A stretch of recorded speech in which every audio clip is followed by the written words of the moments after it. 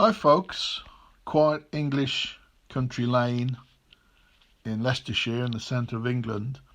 Sometimes when you're out walking or hiking you come across something that you're not sure how long it's been there or what it represents. So I wanted to try and do a series of walks and talks, so to speak, perhaps bring some more unusual things like this wooden post that's still standing there. You see there's a plaque in front of it, and a little bit later on we'll be taking a closer look. This story is a bit macabre, so as I used to say on television, if you have a nervous disposition you might not want to watch this. It's a tragic story, and that post has been standing there since 1801. I think it's actually a listed grade 2 listed structure now, so they're actually keeping the base secure so it doesn't fall over. It's been there a long time, but it's not the start of the story, it's the end of the story. Where nearby is the village, very small village of Bilstone. So this is near the village of Bilstone. It's probably half a mile away, county of Leicestershire in central England, if you're looking at this from overseas. It's a story about a man called John Massey. He'd previously been married and his wife had died, and then he remarried, and his second wife came with a 10-year-old daughter, his stepdaughter. He was a farm labourer working these farms in the surrounding area in Leicestershire, but he was also a wrestler, so he must have been a very strong guy. He had a nickname of Topsy-Turvy because he used to pick his opponents up and put them down on his head. So there's just a little map in the village of Bilstone, and on the board there it tells the story of John Massey, and we'll be looking at that and some of the buildings as well. Back in 1800, I think February, he'd been out drinking in the local village of Twycross in the Curzon Arms pub, which is no longer there as a pub. I think the building's still there. And he was known to be a quarrelsome person once he'd had a drinking fight with him, and he had that night. So he came back and he was walking near the mill with his wife, Lydia, and their 10-year-old daughter. And following an argument, he either pushed her or he picked Lydia up and threw her into the River Sense near the mill. I think the daughter tried to protect her, so he picked her up and threw her in as well. And one account says that she had to be saved by the mill owner at the time. Now later on, in a confession, he claimed that he hadn't done that premeditation. He'd lost his temper and pushed her in. So I'm not sure the truth of that, of course. Either way, that wasn't going to help him, because in the days we're talking about, you murdered somebody, you were hung for it. And you could be hung for a lot more crimes than murder, which we'll talk about a little bit later when we go back to the post. So Mill Lane is obviously the lane going down to the mill. Now, when we filmed the mill, I did get permission from the owners. I wouldn't have filmed that without their permission, but they were happy for me to film this. So, February 1800, John Massey and his family are out walking, and at some stage, he either picks up or pushes in his wife Lydia. She didn't immediately die. I think it took some weeks for her to die. Fortunately for John, the daughter survived, and she was able to give evidence against him at Leicester Assizes. As you can see, it's a tiny village, this. I'm not sure how many people live here, but I couldn't really find any numbers for that, but I would think it's less than 200. This is a broadsheet published at the time when they used to have these executions. Lydia was 42, I think he was 54. And of course, you murder somebody in those days, you're going to hang. And that's what happened to him. Now, this is the old mill house. As I mentioned, I did have permission to film that. And we'll see what's called the mill race. There would have been a water wheel at one stage. But I think actually that was not actually exactly in this place. It might have been diverted slightly. But as you can see, if you were pushed in there today, you would struggle. So it could have been there, or it could have been, the lady of the house thought it was in the river more, which we'll take a look at, the River Sense. But Lydia didn't die immediately. It took some weeks for her to die.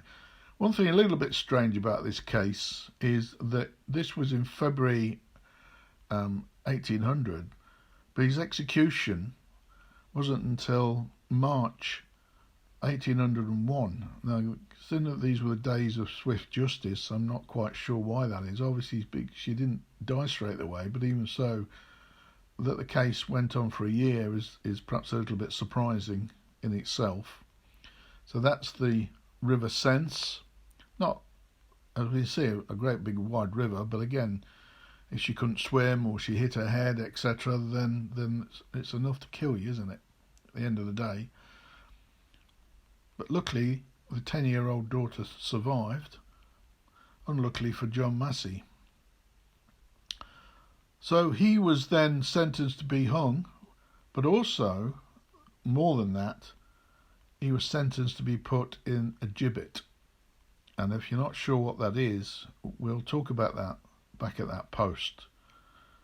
That's the Gibbet post, and it's on, as you might guess, Gibbet Lane.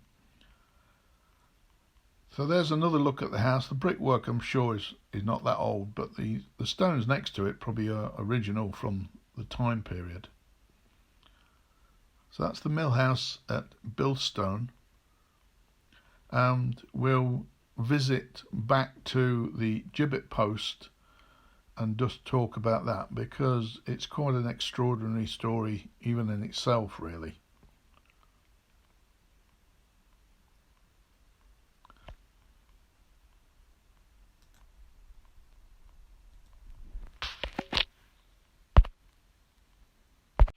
Okay, so we've now come back to Gibbet Lane near Bilstone, and we'll take a closer look at the post. So what is a gibbet, if you're not aware of that? Well, it was a cage most of the time that the body was then put in after it had been hung. So you were dead, and then you were hung from a post like this. I think in this case, it was more chains than a cage. So why would they do that? Well, there was a number of reasons. First of all, of course, it was a real warning to everybody that what would happen to them. It didn't happen in all cases, but it happened in cases they thought would have been particularly horrific. It was often used for highwaymen, and they were positioned at crossroads, so highwaymen could see what would happen to them if they were then caught and executed. Of course, we're talking about days when England was a very Christian country, 1800, 1801.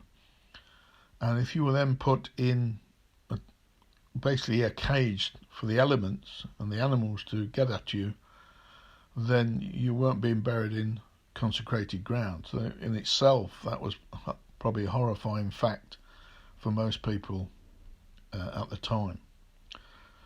Now, later on, you'll see an old photograph of this post from probably, I'm not sure when, but it's probably the 1920s or the 1930s, and you'll see that there's a big hook on the right-hand side. So most likely that's where John was hanging from. And it's an old picture because that tree now is much larger than you'll see in this old photograph. And apparently, we're talking about 1801, so that's the time of Britain fighting France in the Napoleonic Wars. So 1805, the Battle of Trafalgar, 1815, the Battle of Waterloo, and John is still there hanging in this, or his remains, and obviously bones by then, still hanging on his chains on this post. and he was there still apparently to something like 1818. Unbelievable. And that's what you might call a suspended sentence. So he was there all this time. Goodness knows what the local children in Bilstone, they must have had nightmares about this. All their parents didn't have to worry them about the bogeyman coming for them because he was hanging down half a mile down the lane. So he was there all this time, and then the story goes that his skull was then taken by local youths and went to a pub in Atherstone. I'm not sure how that true is, and that's probably been lost over time. As we can see there, they're now and to physically support that post because it would just fall over with a scale of time. There's even stories that people used to come out, this is before Netflix of course, and throw stones. Your local youth throw stones at the skeleton. Dear oh dear. Anyway, quiet place this, as we can see, and they've put the plaque there which you can freeze it and read that. If we go back to, and there's a picture of, I was mentioning, a much earlier photograph of the same thing. Don't know when that was taken, but it just looks to be maybe the 1920s or 1930s, or maybe even before. It's very hard to tell, isn't it? But also what's interesting is that, and there's a little seat there which doesn't seem to be many people want to sit there having their tea and sandwiches next to the Gibbet posts, probably understandably. But if we go back to 1801, there were 219 executions in that year, 213 men and 6 women. And you might think, wow, that was a lot of murders then. But actually, of those 219 executions, 12 were for murder. All the rest were for other crimes: highway robbery, sheep stealing, burglary. Another Leicestershire man was executed for discharging a firearm with intent to kill or maim. I don't think he actually did that, but they still hung him. So obviously the penalties were very severe. Come 1820, they'd reduced that to around 21. 1823, it meant that it was discretionary apart from murder and treason. And by 1861, it had been reduced to 5. Again, mainly murder, treason and piracy, I think.